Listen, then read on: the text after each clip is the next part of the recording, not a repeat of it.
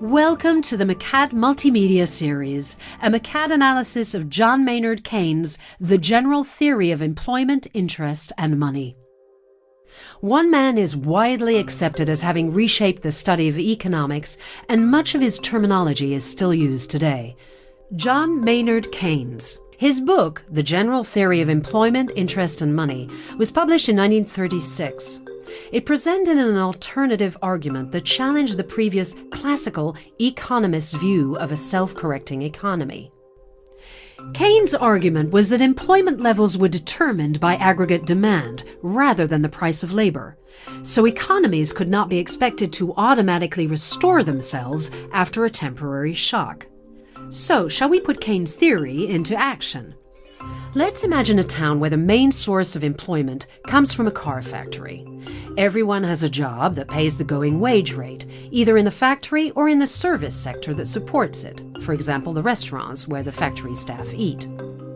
The town is in equilibrium. Then the car factory has a bad year. It sells fewer cars, and that forces the owners to cut back on production. As a result, the company is forced to reduce staff numbers. This increases the amount of unemployed people, and because they need to find work, some will consider taking it at less than the going wage rate. Now, traditional economists believed that wages would decrease to a point where it made sense for the factory to re-employ staff, returning the economy to a natural equilibrium. Keynes disagreed. He believed that other businesses, reliant on the factory workforce as a source of demand, would see their businesses suffer as a result of the car factory redundancies. They might hold off on buying new company cars until conditions improve, or cut down on their workforce too.